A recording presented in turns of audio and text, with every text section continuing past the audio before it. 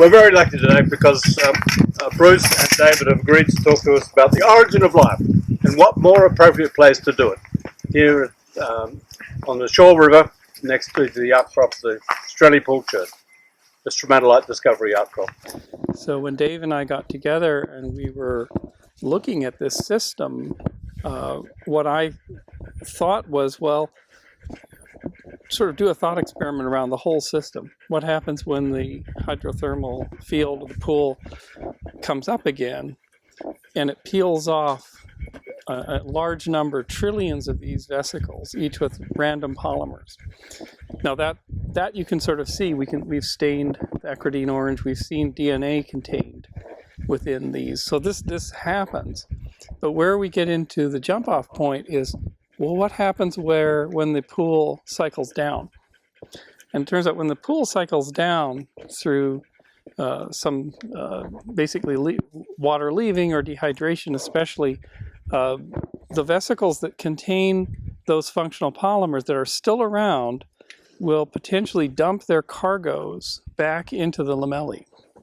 So that's the whole, think of that as the whole cycle. So the layers have formed, the synthesis of these polymers has occurred, they have delivered some of the polymers into these bubbles, if you will, soap bubbles.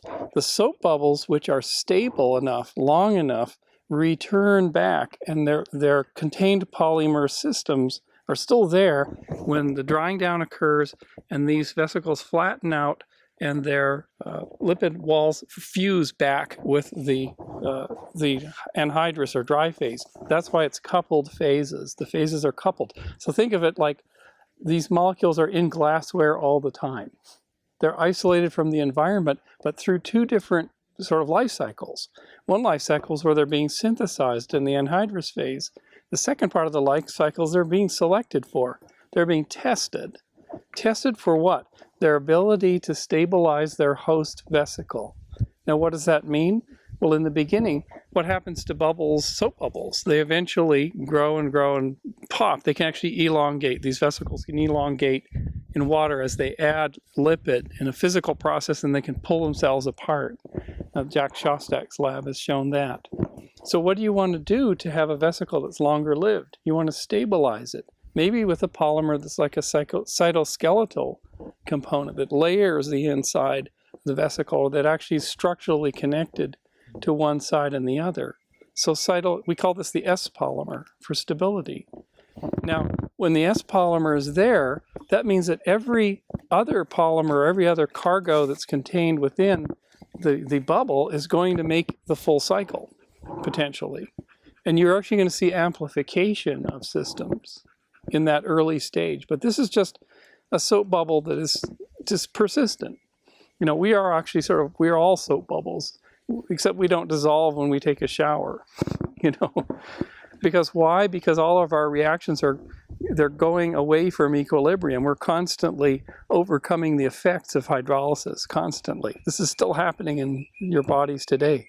So what would the sequence of polymers emerge? What sequence of polymers and functions would emerge? This is a model for the simultaneous lifting of all the functions of life. Think of like it booting an operating system, your iOS on your phone. When you boot an entire operating system up, you have to start a lot of processes, many of which are invisible. They're feedback controls, they're services, etc. You don't see that.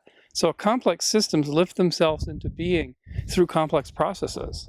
It's not simple, it's not linear. So it's not, in a sense, RNA world where you get an informational polymer and then a metabolic world where metabolism occurs, and then a world of compartmentalization, as some research, as schools of thought have suggested. I believe it's an operating system booting up in the Archean at some point. So the operating system might consist of, well, you've got to stabilize your vesicle. If you don't have vesicle stability, you lose all the information and all the complexity you've built up. So what might be the second class of polymer? It's what we call the P polymer, or pore-forming polymer. Because if you can't get things in and out of your bubble, you can't do any other processes. So a P polymer might just form a really simple pore, and there's some models with our colleagues at NASA Ames of super simple early pores that are plausible. Think of it as a soap bubble with a hole in it. Weird concept.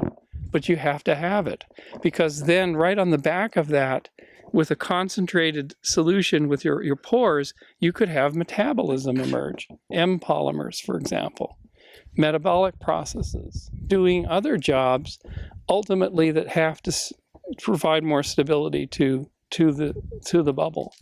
And then beyond that, the emergence of templates that can be used to catalyze and make copies of molecules and make a supply of copies of molecules in a cycle. So you can make more of one thing under control. And we call those the CRR polymers. And then feedback. If you're making copies of things in large numbers based on nutrients coming in through your pore, those reactions can run out of control.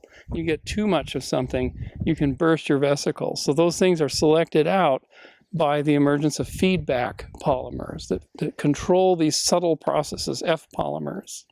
So you've got this whole system coming to existence. Why? Because it has a scaffolding it can rely on, which is this bathtub ring of dried films or semi-dried films around your pool.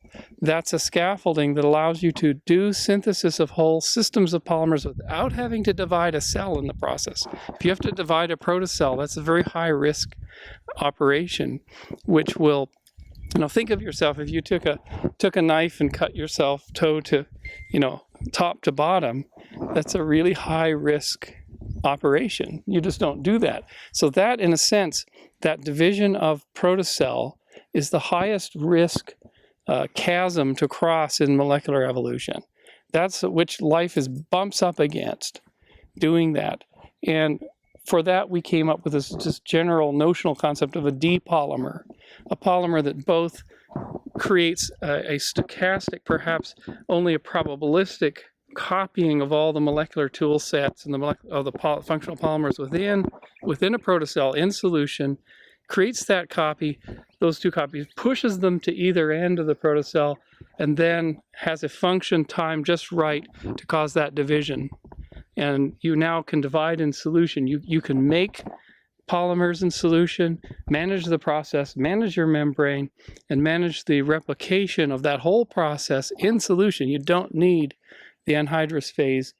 And what happens when that occurs is it's a whole new physics opens up into the system, because now that you can do this trick without waiting down for the periodicity of the dry down cycle, you can do this at will. Maybe some of the divisions will fail. There will probably be high failure in these early life cell divisions.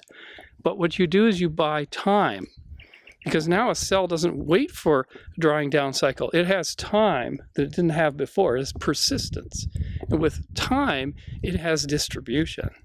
So if it's washed out of the little cleft, out of the little pool, and it's washed down through the hydrothermal field, it can find itself in another small pool with concentrated nutrients, with plenty of supplies to form a new colony in effect.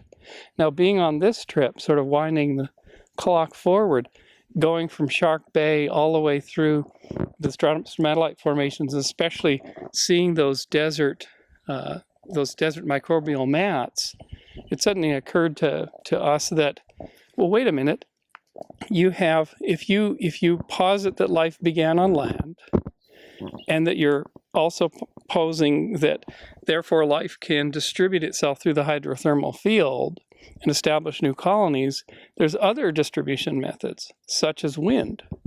So because you can dry down, so there are two ways of gaining persistence in the system. One is that you can divide the protocell, so you can have persistence, but that's only in the presence of being able to do metabolism.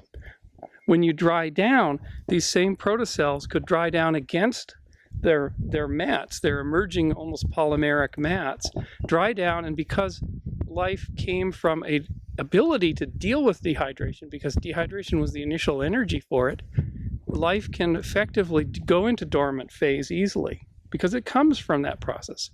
That's sort of the beginnings of like the spores and seeds metaphor. So if you have a dried film that has some protocells in it, it is like the beginning of a microbial mat. It could be potentially lifted by wind. It could potentially float, in a spring system and distribute widely. So because it can stay viable because it can survive with dehydration. So then what you might look at is say, how does life get distributed globally and effectively to the seashores? Well, what you guys did in a brilliant way is walk us back through that path, i.e., say, for instance, wind comes up and pulls some of that film out of your initial biogenesis pool, ends up in a smaller pool that's still fed with pretty good nutrients. That's a tougher environment. That's selection pressures. But if that life can manage to adapt to that slightly different pool environment, it's lifted again or flows, however it does, and it goes into more of a desert pool that has high saline content, a little higher saline, and it starts to adjust to the saline environment. Then it starts to adjust to even being on the surface, just being occasional rainfall and dew, because it can go through dehydration and stay viable. And then ultimately, through weathering through just processes, it can end up in a saline estuary, maybe a lightly saline estuary at the seashore, and it can work its way up. And those films or those mats, if they were sort of proto mats, they're fully intact communities that are on the move. They reach that estuary and they can survive in more fresh parts of the estuary, and then they gradually develop the ability to form your stromatolites and more sophisticated mats. So for me, it's a beautiful opening, a complete understanding, being in the field, to say we not only might have a viable model for life's origin from simple solutes to cell division, but seeing all this, a model for its distribution and evolution up the scale, very simply, very linear. You're talking mats, you're talking individuals, but where there are mats and communities, power and community, but an evolutionary path to get to stromatolites at the seashore and to get to those structures, just straight off of a land environment and getting to the marine environment and then going from there. So I think we could write a really good paper or big monograph with a lot of diagrams and whatnot, kind of making a case for this, not only origin, but distribution and evolutionary paths for life after origin.